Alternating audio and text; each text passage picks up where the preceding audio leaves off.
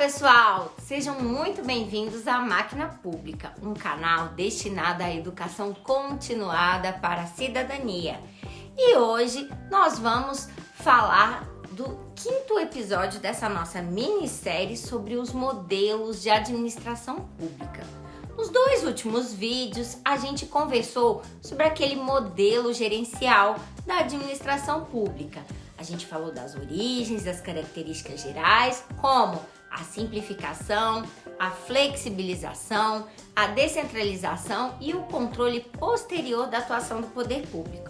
O objetivo deste episódio é tentar dar uma maior concretude a essas ideias abstratas, né?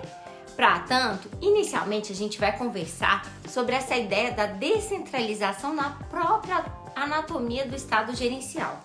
Em seguida, a gente vai falar de alguns instrumentos importados do modelo gerencial da gestão privada, bem como a diferença entre essa gestão privada e a gestão pública. Bora lá?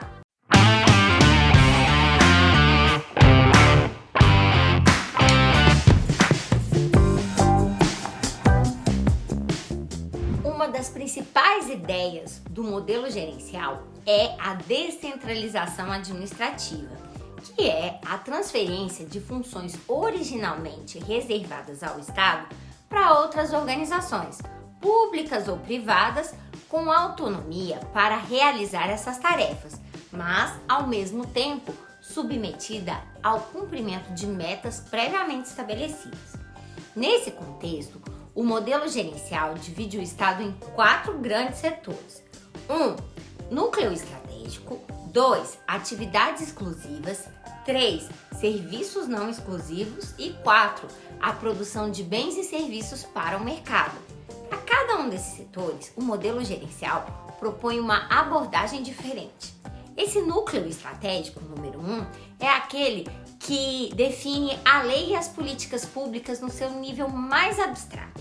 É o responsável último pela elaboração das políticas públicas, ao menos nesses seus contornos mais gerais. O núcleo estratégico ele é composto pelo chefe do Poder Executivo, pelos parlamentares, pelos ministros e os secretários e bem como pela alta burocracia estatal.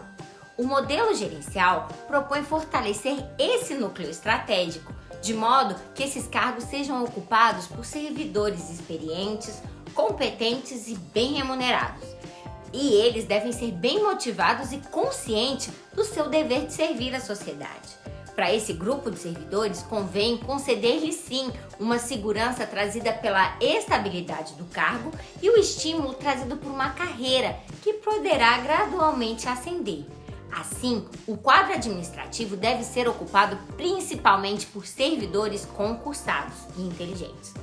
Por sua vez, as atividades exclusivas são aquelas que envolvem o poder de império do Estado, ou seja, o poder de impor unilateralmente as obrigações às pessoas. São as atividades que asseguram as execuções das leis, das políticas públicas e inclusive o seu financiamento, notadamente por meio dos tributos. Por exemplo, inclui-se aí as atividades exclusivas, as Forças Armadas, as Forças Policiais, os órgãos responsáveis pela cobrança de tributos e impostos. Em relação a essas atividades exclusivas, o modelo gerencial ele propõe a sua descentralização para entidades da administração indireta com uma autonomia para a condução dessas atividades. É o que o modelo gerencial vai chamar de agências autônomas. São exemplos dessa descentralização administrativa as tais agências reguladoras. Já os serviços não exclusivos são aquelas atividades de interesse público, mas cuja prestação não depende desse poder de império. Dessa forma, esses serviços podem ser fornecidos igualmente tanto pelo setor empresarial, quanto pelo setor público ou pelo setor paraestatal. Esse setor paraestatal é aquele que não integra o poder público, mas se dedica ao interesse público e não busca o lucro. Inclui-se nesse segmento atividades como educação, saúde e pesquisa científica. Assim como acontece nas atividades exclusivas, sempre que possível, os serviços não exclusivos devem ser descentralizados, mas para as entidades de natureza privada, principalmente as organizações sociais do setor paraestatal. O modelo gerencial favorece ainda que, embora conduzidas pelo setor privado, que essas atividades sejam fomentadas com recursos públicos, porque tem interesse público no seu pleno desenvolvimento. Esses valores podem ser encaminhados diretamente para a entidade ou indiretamente pela distribuição de vouchers de vale para a população, que em seguida vai poder escolher qual fornecedor privado que ela quer adquirir o serviço. O Vale Gás, lembra? O mecanismo de controle do núcleo estratégico sobre as agências autônomas e as organizações sociais é o tal do contrato de gestão, que deve prever as cláusulas de desempenho, bem como os indicadores para verificação do cumprimento dessas metas. Assim, a construção desses indicadores é fundamental para o controle posterior da efetividade da utilização desses recursos públicos. Por fim, o setor de produção de bens e serviços é, como o próprio nome diz, responsável pela produção de bens e pela prestação de serviços que não tem enquadramento com qualquer uma dessas categorias anteriores. É o caso da produção de aço ou de petróleo, bem como da prestação dos serviços bancários. Aí, a proposta do modelo gerencial para o setor de produção de bens e serviços é, em geral, a privatização, uma vez que esse setor seria melhor administrado pelo mercado, ainda que em casos de monopólios e oligopólios naturais, seja necessário estabelecer o controle das agências reguladoras para acompanhar e fiscalizar o funcionamento desses mercados. Mas preste atenção! Para o modelo gerencial, a descentralização, a terceirização, a privatização das atividades estatais não são um fim em si mesmo. Elas só devem ser levadas a cabo caso signifiquem verdadeiramente um ganho de eficácia e efetividade para o funcionamento dessas atividades. Assim, nesse modelo, é perfeitamente possível que serviços não exclusivos sejam sim mantidos sob a administração direta do poder público, desde que se verifique que essa é a melhor opção entre as disponíveis. O modelo gerencial é, então, uma caixa de ferramentas e ele não deve ser confundido com a concepção do Estado mínimo, como já discutimos no episódio anterior, porque o modelo gerencial ele visa a concepção do interesse público com diferentes ferramentas, independente dessa ideia de uma concepção dogmática de Estado mínimo. O modelo gerencial propõe não apenas uma nova estrutura para a máquina pública, mas também novas técnicas de gestão importadas do setor privado. É a maior flexibilidade do modelo gerencial que torna possível a introdução desses novos procedimentos de administração, pois eles são incompatíveis com a rigidez daquele modelo burocrático. Essas novas inovações, entre elas, destaca-se a ampla utilização de mecanismos de competição e de incentivos para aumentar a eficácia e efetividade tanto da prestação dos serviços públicos quanto das áreas meio da máquina pública. A partir da adoção do modelo gerencial, o poder público buscou então terceirizar para o setor privado muitas tarefas que no passado eram prestadas diretamente pelos servidores públicos, como a limpeza e a segurança patrimonial dos seus imóveis. No passado, até os assessoristas dos elevadores das repartições públicas eram servidores públicos efetivos. Ou essa terceirização dessas áreas possibilitou, em alguns setores, a competição desses prestadores de serviço por meio de licitação, quando o respectivo segmento econômico não constituía um monopólio natural. De acordo com as expectativas desse modelo gerencial, essa situação é muito bem-vinda, pois essa disputa supostamente conduziria à melhoria do respectivo serviço, bem como à redução dos seus custos. O modelo gerencial propôs também a criação de mecanismos de competição também na atuação das suas áreas fins, como educação e saúde. Assim, a partir da mensuração de indicadores pré-estabelecidos, as melhores escolas ou os postos de saúde poderiam receber mais recursos do que aquelas pior avaliadas. E nesse contexto, idealmente, o consumidor teria liberdade para escolher entre os diversos prestadores de serviço de um mesmo serviço público, aquele que melhor lhe atenderia.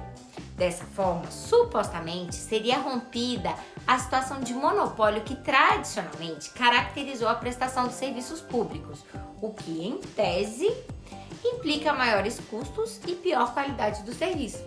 Paralelamente, propôs também a adoção de um regime de incentivos para o desempenho individual dos servidores públicos, tanto em termos de qualificação quanto de produtividade. Esses incentivos poderiam constituir tanto em um adicional de remuneração quanto uma promoção acelerada na carreira, em razão da boa performance. Isso é importante porque a implementação do modelo gerencial depende também do aprofundamento da profissionalização dos quadros administrativos do Estado, de modo que o gestor público possa trabalhar como administrador, produtor, inovador e integrador. Vejamos o que significa cada uma dessas funções. A função de administrador refere-se àquela capacidade de trabalhar com regulamentos e rotinas. A de produtor, com o aumento da produtividade e da qualidade da prestação de serviços públicos. A de inovador, com o poder de construir novos e melhores fluxos de decisão. E, finalmente, a de integrador é a habilidade de coordenar e motivar o grupo para que atue nos objetivos da organização, que no caso da máquina pública é o interesse público. Por outro lado, nota-se que a adoção disseminada desses mecanismos de incentivo acaba por enfraquecer ou mesmo por fazer desaparecer uma tal de uma ética profissional baseada no senso de obrigação.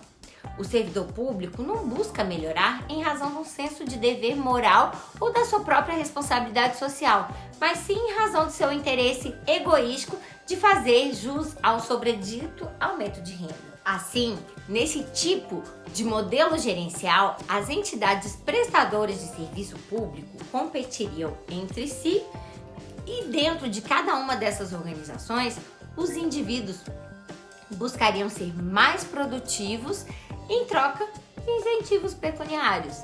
A melhoria da qualidade do serviço público decorreria, então, de os agentes envolvidos atuarem egoisticamente, sejam eles os indivíduos ou organizações. A implementação de todas essas inovações depende da mensuração do desempenho de todos os envolvidos, a partir de indicadores previamente estabelecidos. A construção desses indicadores deve ser muito cuidadosa para minimizar essas distorções inerentes de qualquer recorte. Deve-se atentar especialmente para que, em razão da construção equivocada desses indicadores, a mensuração da satisfação dos usuários não seja substituída pela mensuração do que os gestores acreditam que seja essa satisfação dos usuários, uma hipótese muito tentadora, quando estão em jogo incentivos pecuniários. Para evitar tal deformidade, é fundamental, então, a participação da comunidade na construção desses indicadores. E lembrando aqui, pessoal, que nós estamos fazendo apenas uma descrição do modelo gerencial. Ao final dessa série, nós vamos apresentar nosso manifesto sobre um modelo que a gente acredita de administração que seja o mais adequado para o Brasil. Mas enquanto isso, não deixe de deixar a sua dúvida e seu comentário aqui sobre o que você acha que o modelo gerencial poderia melhorar aqui a nossa administração no Brasil. No entanto, essa proximidade com os modelos da iniciativa privada não elimina as diferenças que existem entre a gestão privada e a gestão pública. Uma empresa visa o lucro e a máquina pública a proteção dos direitos e a satisfação dos interesses do conjunto da sociedade. A máquina estatal é custeada principalmente com os recursos obtidos compulsoriamente do contribuinte, enquanto a empresa privada pelo pagamento recebido na compra feita pelos seus clientes. Uma vez que o cliente tenha adquirido o bem ou serviço, pouco lhe importa a destinação dos recursos obtidos pela empresa, que será decidido pelo empresário, pelos acionistas da companhia de portas fechadas ou aberta. Já no caso do setor público, a coleta dos recursos do contribuinte é apenas o ponto inicial dessa relação com a sociedade, que exigirá que os valores arrecadados sejam empregados na satisfação do interesse público, por meio do processo decisório público. Por fim, a flexibilização proposta por esse modelo gerencial não tem o condão de mitigar o princípio da legalidade, que é indispensável para garantir o cidadão em face desse colossal poder à disposição da administração pública. As diferenças entre o setor público e o setor privado acarretam também dificuldades de mensuração da atividade estatal. Por exemplo, equidade e justiça são valores que devem orientar o funcionamento da máquina pública, não é? Mas e como que a gente vai medir isso? Como conciliar o valor da equidade com as técnicas de gestão que incentivam a competição por recursos entre os prestadores do serviço público? Afinal, se os recursos públicos forem alocados nas entidades que prestam os melhores serviços públicos, em relação a essa, a gente instala um círculo virtuoso, em que os seus serviços vão continuar melhorando. Mas e se a entidade que está prestando serviço público ruim sofre também em termos de financiamento, a gente vai ter um círculo vicioso e aí elas vão prestar serviços cada vez piores. Isso é relevante, por exemplo, para serviços como saúde, educação e assistência social, que o usuário não tem muita liberdade de escolha. Normalmente, ele está limitado aos serviços disponíveis na proximidade da sua casa ou do seu trabalho. Assim, se por problemas no desempenho um prestador de serviço público tiver o seu financiamento reduzido em nome desses mecanismos de incentivo à competição, essa redução, infelizmente, vai impactar a todos os usuários que dependem dos seus serviços, pois, no mínimo, eles terão que procurar, em territórios mais distantes, um serviço melhor, de qualidade melhor, inclusive com maiores custos para sua movimentação, transporte público, principalmente se ele depender disso, do transporte público. E tal situação tem impacto nessa equidade do dever de guiar a prestação dos serviços públicos, que é uma crítica importante à adoção desses modelos de competição nesse âmbito assinalado. Essas distorções, elas apresentam consequências inesperadas a esse modelo gerencial. Existem outras que a gente vai falar nos próximos episódios dessa minissérie e principalmente no nosso manifesto final.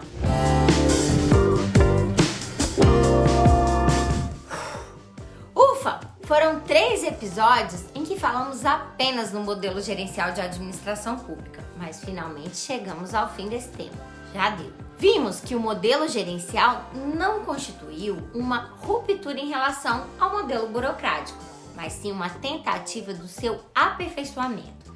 Para tanto, ele defende uma maior ênfase na obtenção dos resultados do poder público, por meio da flexibilização da sua estrutura e dos seus procedimentos, inclusive com a adoção de instrumentos elaborados originalmente no contexto da gestão privada. Essa maior flexibilidade ela é obtida, em parte, com o deslocamento do controle prévio para o controle posterior dos atos da máquina pública, a partir de indicadores que permitam mensurar a efetividade da política pública. Atualmente, o modelo gerencial é dominante nas discussões sobre a reforma da máquina administrativa no Brasil. Porém, o modelo gerencial não é a estação final dessa jornada. Ele possui inúmeros defeitos. A gente falou aqui nesse episódio alguns, mas falta mencionar muitos outros. E é o que faremos nos próximos episódios, que trataremos de 2 mais modelos da administração pública: o modelo democrático participativo e o modelo do governo digital. Lembre-se, pessoal, que essa nossa apresentação dessa minissérie ela é super importante para determinarmos parâmetros, tipos ideais para a gente participar da construção de um modelo mais adequado para a administração pública do Brasil. Nós precisamos imaginar o que pode dar certo. A gente não tem compromisso com ele. A gente só quer saber aqui do que pode dar certo para a gente melhorar nossa sociedade. Afinal de contas, a gente está junto sim nessa jornada. Por quê? Afinal, você Eu com meus cachinhos e nós somos a máquina pública.